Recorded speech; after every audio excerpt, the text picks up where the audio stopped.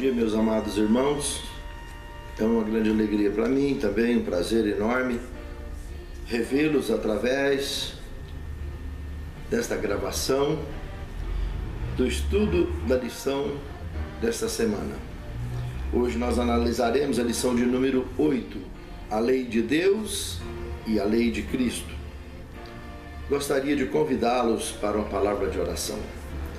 Senhor Deus, te agradecemos, acima de tudo, pela revelação da Tua Palavra e para todos nós que Te servimos em espírito e em verdade. É tão clara e tão séria. Também Te agradecemos pelas oportunidades que nos dás a cada um individualmente, tanto de nós que Te servimos, quanto dos que ainda não estão Te servindo, de podermos nos unirmos neste chamado maravilhoso para pregar o Evangelho que Tu nos tens confiado. Queremos Te pedir que perdoe também nossas faltas, nossas debilidades e fraquezas e nos capacite e habilite para o Teu trabalho, para o Teu chamado. É o que Te suplicamos, agradecidos em nome de Jesus. Amém. Na realidade, lei de Deus e lei de Cristo, mandamento de Deus, mandamento de Cristo, no fundo, é a mesma coisa.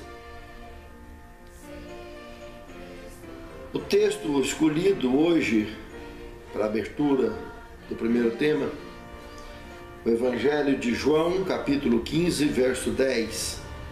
Se guardardes os meus mandamentos, permanecereis no meu amor, assim como tenho guardado os mandamentos de meu Pai, e no seu amor permaneço. Nós analisaremos, já na abertura do primeiro tema, alguns pontos muito importantes para o entendimento pleno desse tema desta semana. O primeiro ponto que nós temos que analisar aqui, não podemos abrir mão de forma alguma antes de analisarmos outros detalhes, é a questão da encarnação de Cristo. Quando o Verbo, o Deus vivo, que já existia, se fez carne e habitou entre nós,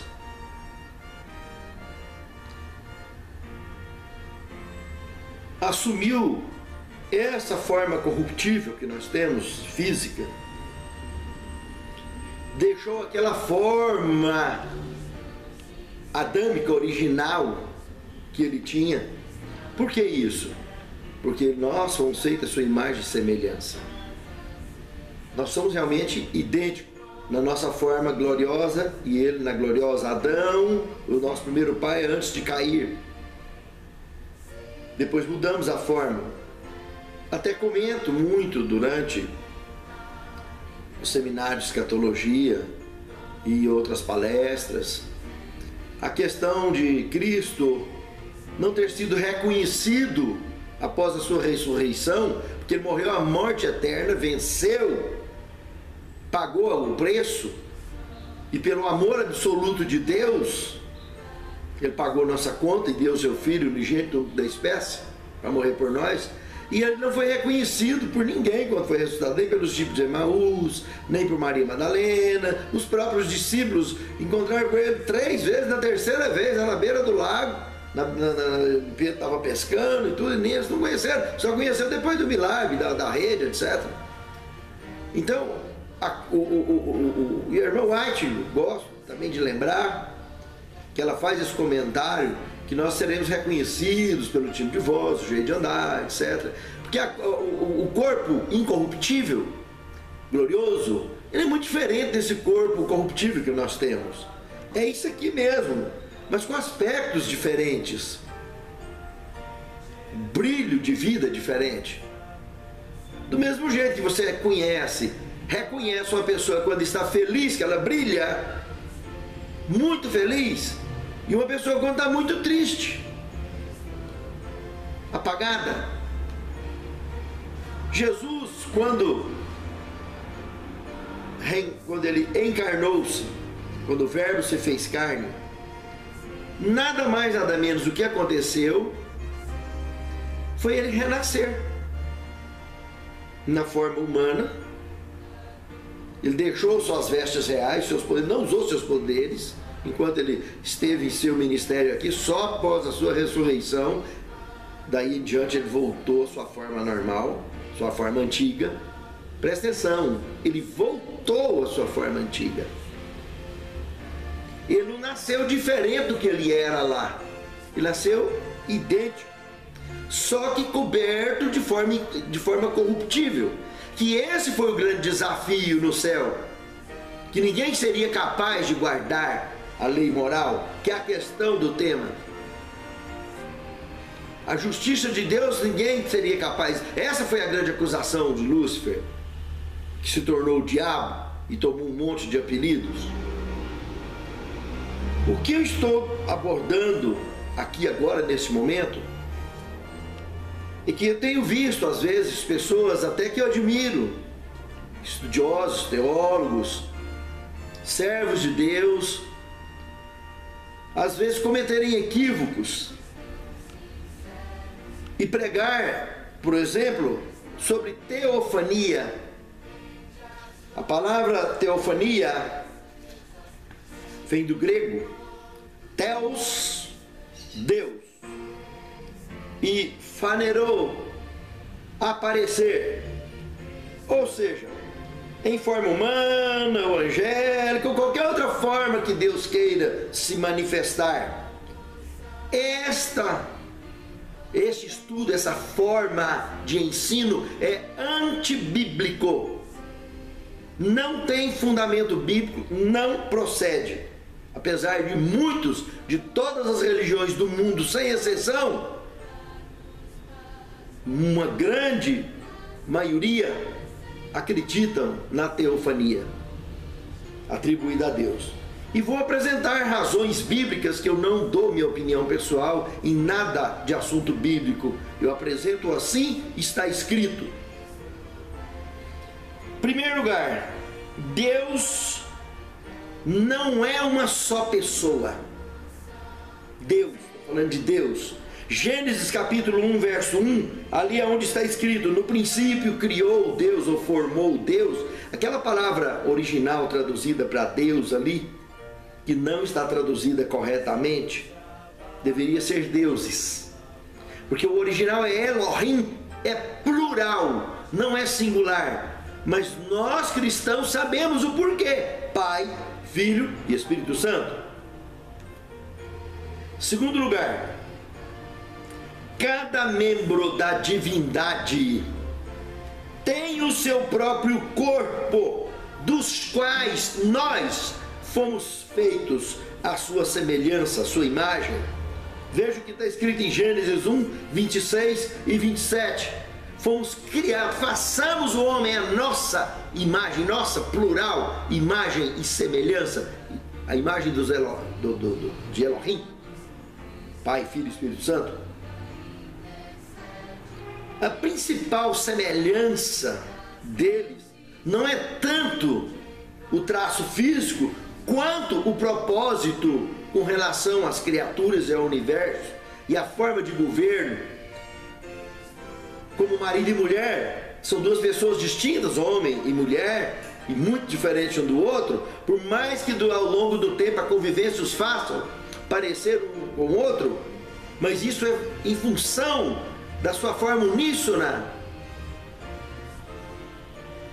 de marido e mulher ter propósito com relação ao matrimônio, e passam a sorrir igual, a ter jeito igual, até adquirir traços iguais, que são características emocionais e psicológicas que passam a transparecer na condição física do casal. Assim, Pai, Filho e Espírito Santo, mas não são três pessoas distintas. Terceiro ponto, Deus. Malaquias capítulo 3, verso 6, para mim é o texto que mais apresenta a forma absoluta, não só da forma física de Deus, como do seu caráter, como da sua conduta. Eu, o Senhor, não mudo. E se olharmos lá em Êxodo, no capítulo 3, verso 13 e 14, por incrível que pareça, contexto de uma das passagens, de um dos textos que é usado por esses que acreditam na teofania, o texto da sarça ardente, que daqui a pouco eu vou falar. Lá ele está dizendo, quando Moisés pergunta para ele: mas quem que eu vou dizer, como que eu vou chegar lá em Faraó e falar para tirar o povo, mais de 2.400.000 pessoas do Egito, vai quebrar o Egito, como é que eu chego lá e falo, quem que eu vou falar que meu rapaz diz que o grande eu sou? Agora imagine, se o nome dele é esse, o grande eu sou, de tão absoluto que é, se ele precisa de se manifestar em qualquer forma, apesar, independente dos seus atributos de onipresença, porque o próprio diabo está vivo, porque o fôlego de Deus está lá, e o fôlego dele é vivo, é registro vivo da presença dele, mas não significa que o diabo obedeça ou reverencie por isso, e um dia ele vai tirar esse fôlego dele, e o dia que o diabo perder esse fôlego, ele vai morrer para sempre, como qualquer ser, e os demais não estão mortos, ninguém nunca morreu, só Cristo. Os outros estão dormindo, e quem dormiu vai continuar dormindo. Nem do som da morte o diabo é capaz de tirar alguém, porque só Deus tem esse atributo. O quarto ponto, um argumento muito utilizado também, é o termo anjo do Senhor. Na maioria das apresentações deste termo na Bíblia, realmente atribui-se à segunda pessoa da Santíssima Trindade, que também outros nomes levam. Contudo, vamos comparar aqui duas dessas passagens do Antigo Testamento. Juízes capítulo 13, verso 18, quando ele aparece a Manoá. E Manoá pergunta o nome dele, desse anjo do Senhor, e ele diz, maravilhoso. O mesmo lá de Isaías capítulo 9, verso 6, que é onde o menino se vos deu, identifica ele com o menino Jesus que ia nascer, maravilhoso. E esse termo, tanto de Juízes quanto de Isaías, é esse termo aqui, pronuncia-se Ruhai, e escreve-se dessa forma, YHWH. Maravilhoso.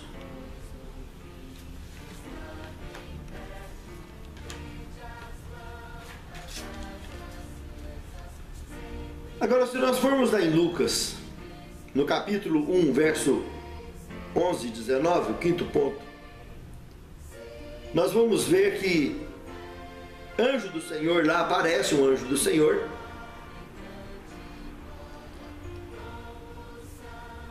e Zacarias pergunta, indaga a respeito da sua velhice para ser o pai de João Batista, e esse anjo do Senhor que aparece ali se identifica em Lucas 1, 11 e 19 como anjo Gabriel. Qual é a diferença? Apenas um anjo do Senhor. Qualquer anjo pode ser um anjo do Senhor, mas vai aparecer um do lado, um anjo do Senhor. Então isso cai por terra, que o termo anjo do Senhor, de um modo genérico, sempre atribua a segunda pessoa da Santíssima Trindade. Sexto ponto, a sarça. Ele estava na sarça, mas não era a sarça. Sinai, ele estava no Sinai, na nuvem, ele estava na nuvem, ele não era o Sinai, ele não era a nuvem.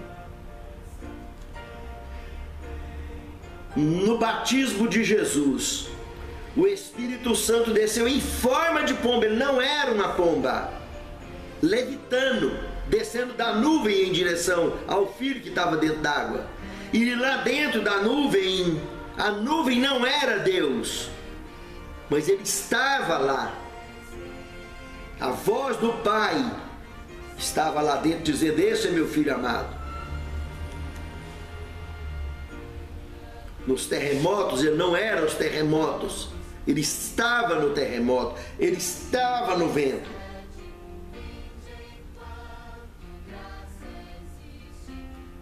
Ele estava, na maioria das vezes, expondo a sua voz, mas em outras ocasiões ele se apresentou fisicamente, seja parcialmente ou completamente. Afinal de contas, Enoque foi, até andava com ele, foi morar com ele. Andava, imagina eles andando abraçados. Elias foi morar com ele do jeitinho que ele estava aqui. Ambos, Enoque e Elias, eram pessoas como eu e você. Recebeu a forma incorruptível sem provar o sono da morte. Moisés recebeu a forma incorruptível ressuscitando dos mortos.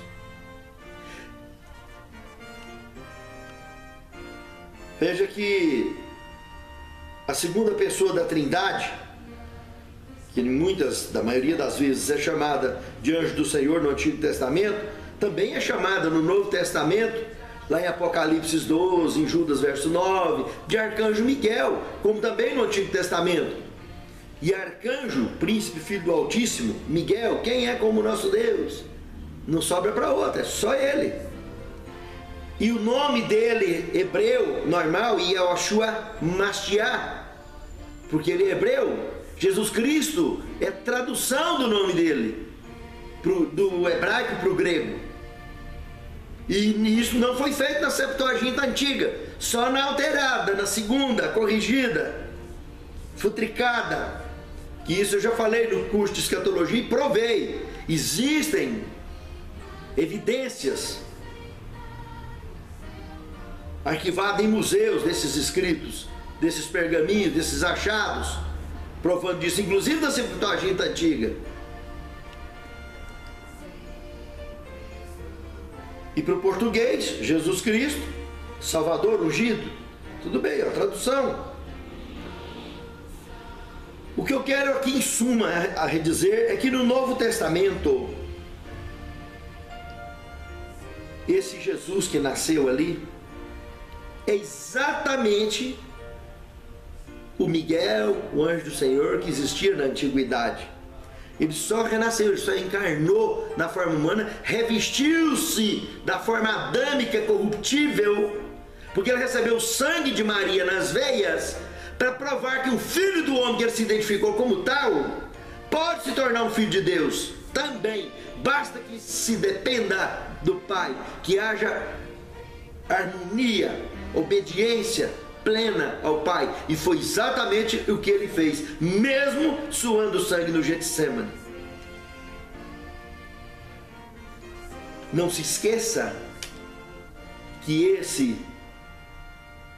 essa segunda pessoa da Santíssima Trindade, enquanto vivendo como homem no seu ministério, no Evangelho de João, no capítulo 14, onde é o centro da promessa, da maior promessa e esperança do cristão, que é sobre a volta de Cristo, na altura do verso 6, logo depois que ele faz a promessa, ele se identifica como o caminho, a verdade e a vida.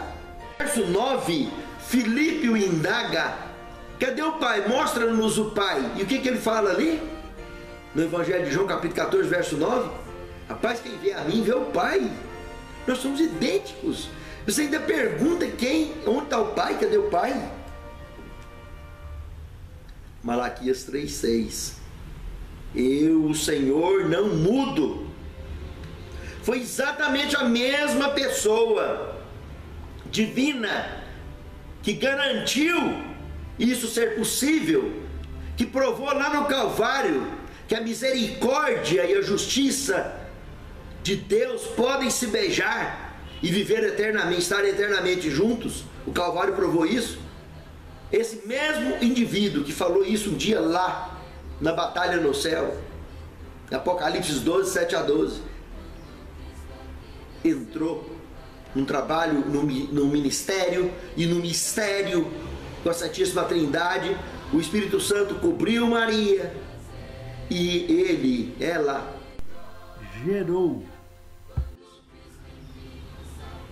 na forma adâmica corruptível, porque ele teria que vir como Adão, o segundo Adão, que Paulo inclusive fala, e provar que mesmo esse Adão na forma corruptível, contudo, ser tentado em tudo e não pecou em nada, recebeu a carga genética de toda a pecaminosidade da humanidade através da genealogia que chegou até Maria, e ele nunca pecou em nada. Sentiu medo na forma corruptível a ponto de suar sangue no Getsemane, mas não pecou em nada.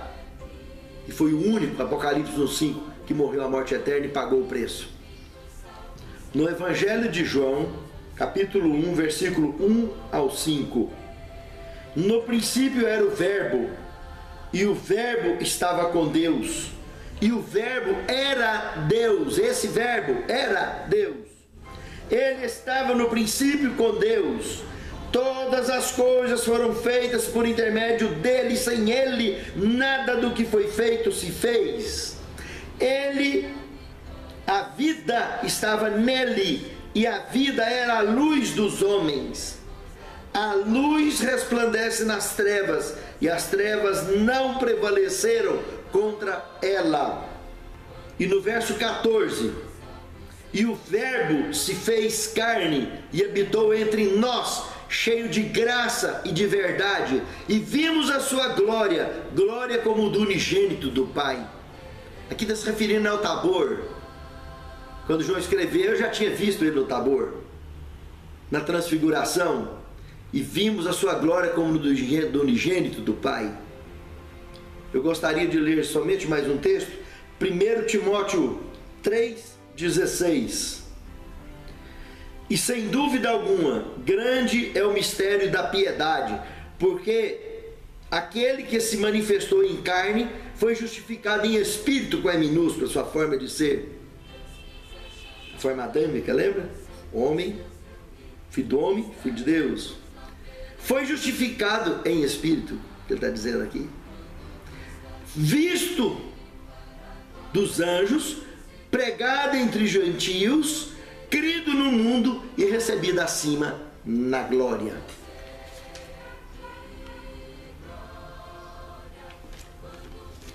Portanto, teofania. Esquece. Deus é absoluto. Ele não vai se rebaixar do que ele é, do grande eu sou, para nada. O Calvário é a forma absoluta do amor dele, que deu o seu unigênito. Mas o seu unigênito não mudou em nada do que ele sempre foi.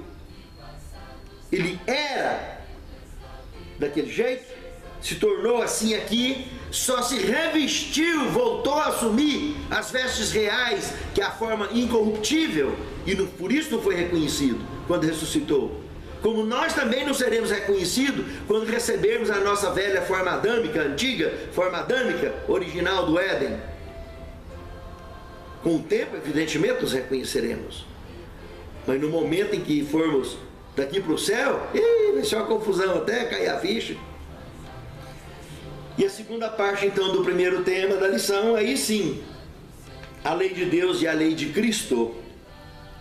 O que eu quero aqui expor, foi muito bem ilustrado aqui na lição, que leis municipais, leis estaduais, leis federais, essas formas, diversas formas de leis, não pode fugir da lei régia, da Constituição Nacional de qualquer nação. E sem falar que a nível de planeta também existe uma regra geral, em forma jurídica, também uma lei régia, que os demais países que compõem esse bloco unificado, como ONU, Organizações das Nações Unidas, também não deve formar leis que se diferenciam, se divirjam da lei régia geral. Por isso, a lei régia, que é a lei moral, é a base, é o princípio de tudo. E Cristo, em sua forma humana e na sua forma divina, ele viveu de forma referencial e exemplar para nos mostrar tudo a respeito desse texto e contexto de tema. O segundo tema, a lei e os profetas, aqui tratando de Mateus 5:17, quando a gente olha só o verso 17, pode até dar uma ideia pálida sobre a lei, quando diz que ele cumpriu. Não vim abolir a lei e os profetas, mas em verdade eu vim cumprir. Ah, cumpriu. Mas se a gente lê do verso 18 ao 20, nós já comentamos até na lição passada, a gente vê que nem um J e nem um tio é para ser tirado. A ideia fica muito bem clara, muito mais séria a questão da expressão do caráter de Deus, a lei moral. Terceiro tema, os mandamentos do amor. Justamente o verso que nós tratamos na abertura do primeiro tema, o Evangelho de João, capítulo 15, verso 10, o ágape, aqui no grego, esse amor, é a base suprema da vida em todo o universo. Lucas. Dizer que ele é o ser pelo qual nós vivemos, nos movemos e temos o nosso ser. Quando fala do atributo da onipresença dele, que ele está em tudo, está dentro da rocha, está no fundo do mar, está na árvore, está em tudo, é essa forma absoluta, viva. Imagine que se os demônios formam vírus demoníacos, que demônio também não entra fisicamente em ninguém. Lembra de Marcos capítulo 5, o endemoniado gadareno? O próprio Filho de Deus não sabia quem estava dentro daquele endemoniado, perguntou: qual é o seu nome? E esperou o demônio responder que era uma legião, porque são vírus. Mas esses vírus demoníacos, que também eles não têm onipresença, e não entra fisicamente em ninguém. Ele tem vírus, como vírus de computador, e joga. Por isso que ele tem que usar o capacete da salvação para não ser contaminado e não deixar ele tomar conta do nosso cérebro, porque se tomar conta do nosso cérebro, do nosso coração, ele toma conta da vida, dá os comandos, assume o comando. Por isso que nós temos que deixar Deus, através do seu Santo Espírito, que entra e nos ilumina e faz com que o nosso olho e o nosso corpo seja luz, e não o contrário, deixar o diabo entrar e fazer do nosso olho e do nosso corpo trevas e o inferno vivo.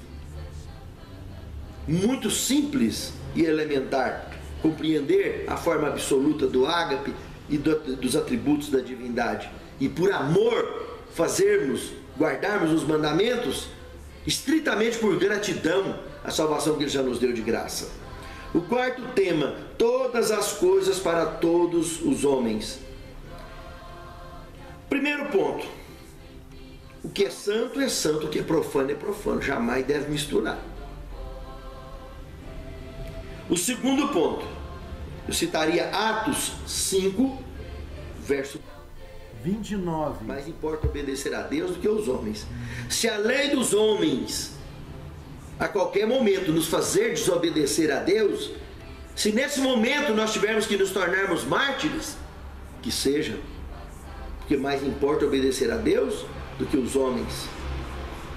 Todo esse tema aqui, todas as coisas para todos os homens, está fundamentado em 1 Coríntios, capítulo 9, verso 19 ao 23. O terceiro ponto que eu queria abordar aqui, que Deus, ele é a referência ágape suprema, como eu já disse, da qual a sua lei moral é a expressão do seu caráter, que é tão absoluta quanto o seu próprio caráter e sua integridade física e moral.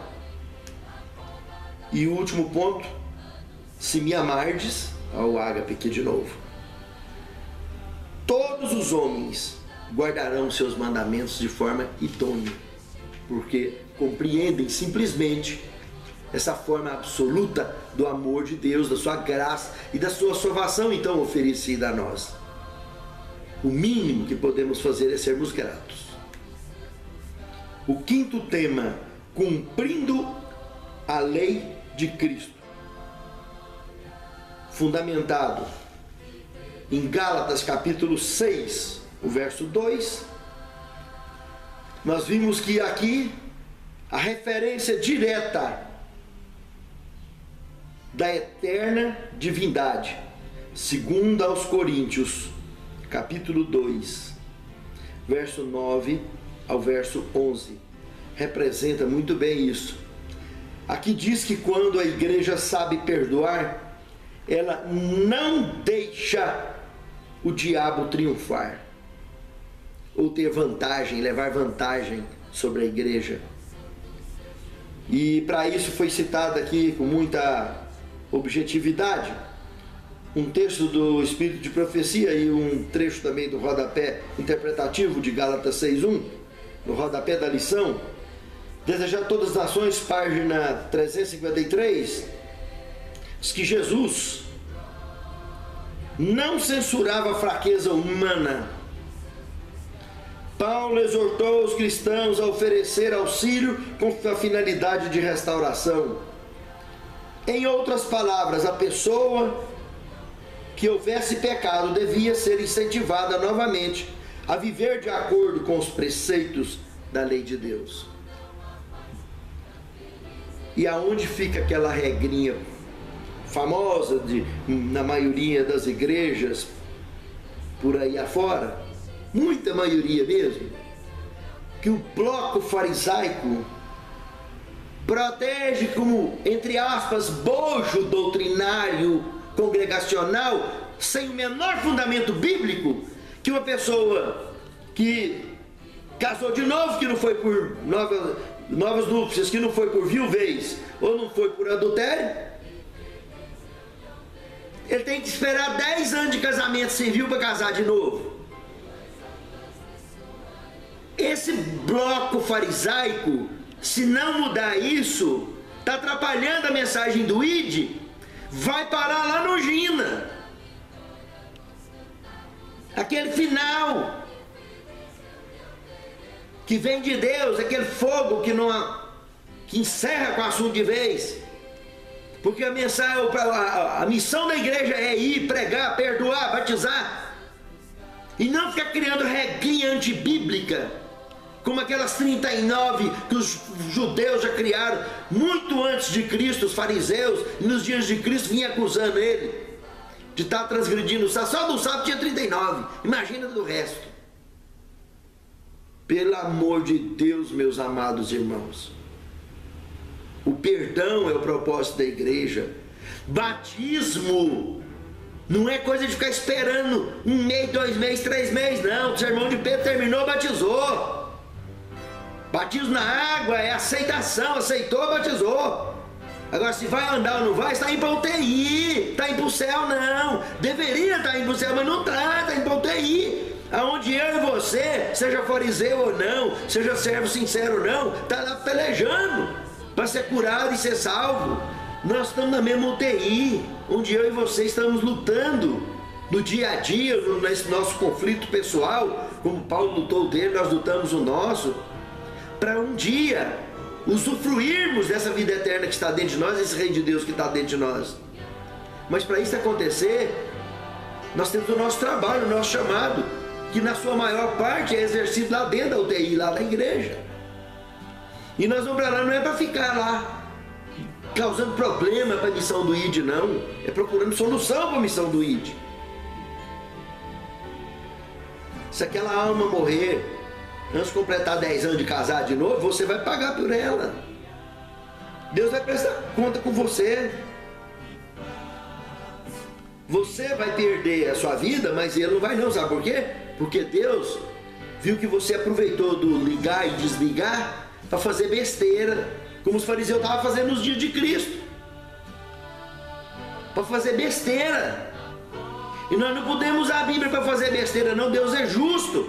Deus não vai deixar ninguém se perder. O farisaico de panelinha, tanto em administração geral como administração individual, em qualquer igreja, comissões, etc, etc, etc. Deixar o inimigo ficar triunfando na igreja. E o inimigo não pode triunfar Ele não pode levar vantagem sobre a igreja, em momento algum. Afinal de contas, ali estão todos os doentes que buscam a consumação da vida eterna.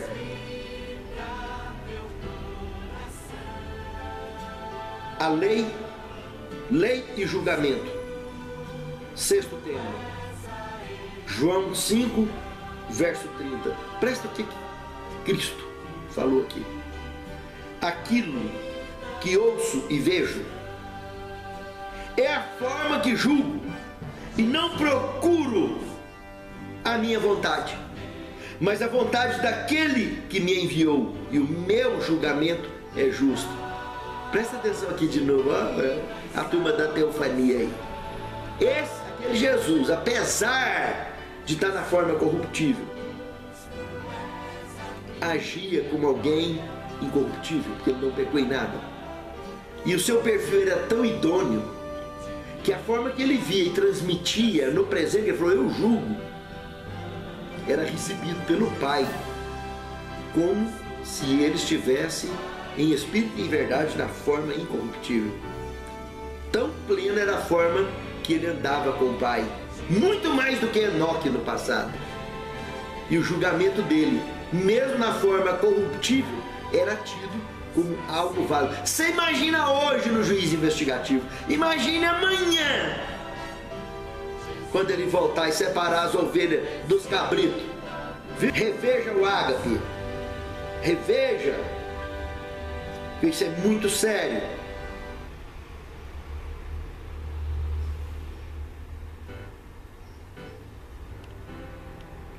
O primeiro ponto aqui no sexto tema, que do ponto de vista escatológico, Cristo, em perfeita obediência ao Pai, como eu já disse, o seu julgamento já era considerado autêntico, na sua forma como Enoque.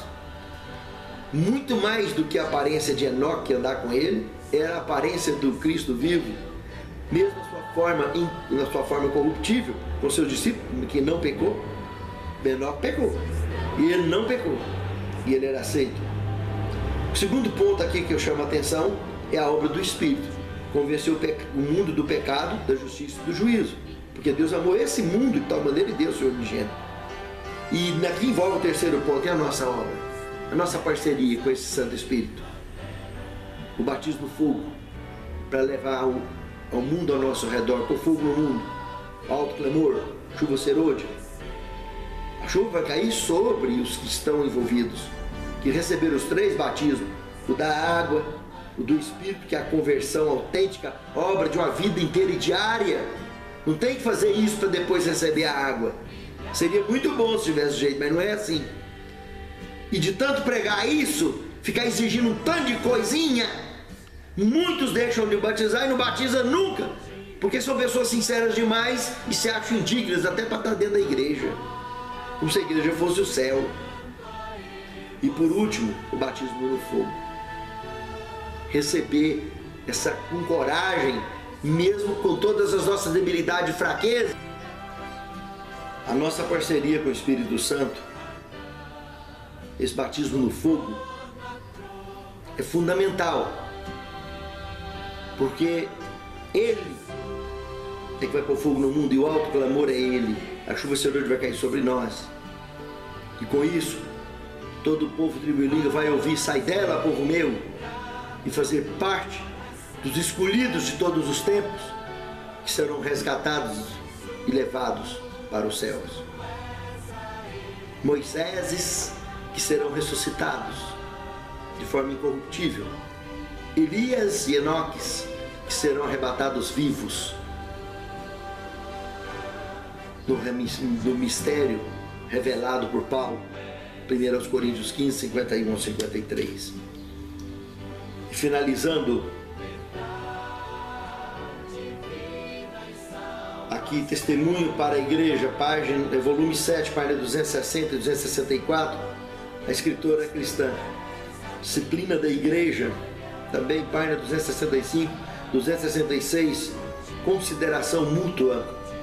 Levai as cargas uns dos outros, e assim cumprireis a lei de Cristo. como disse Gálatas 6, verso 2. Aqui, de novo, acha-se claramente exposto o nosso dever. Como podem os professos seguidores de Cristo considerar tão levianamente essas ordens inspiradas? Meus amados irmãos, nós temos que levar as cargas uns dos outros e não ficar colocando carga nas costas dos outros, sobrecarregando com fardos a vida dos outros. Que Deus nos abençoe e nos guarde. Querido Senhor, nos instrua, Senhor, nos ilumine e nos inspire através do Teu Santo Espírito para a plena compreensão da Tua vontade e o exercício da mesma. Que ao mundo ao nosso redor, no nosso íntimo, vivamos na Tua luz e possamos atrair o mundo aos pés de Cristo pelo nosso testemunho, pela luz exposta em nossos olhos e em nosso corpo, através de nossas obras e testemunho. E as pessoas possam sentir o tempero, o Teu tempero em nossa vida e vir buscar a receita de cada um de nós. Que possamos, como instrumentos Teus, Senhor, transmitir para a Tua honra, a Tua glória e Teu louvor. É o que te suplicamos agradecidos em nome de Jesus. Amém.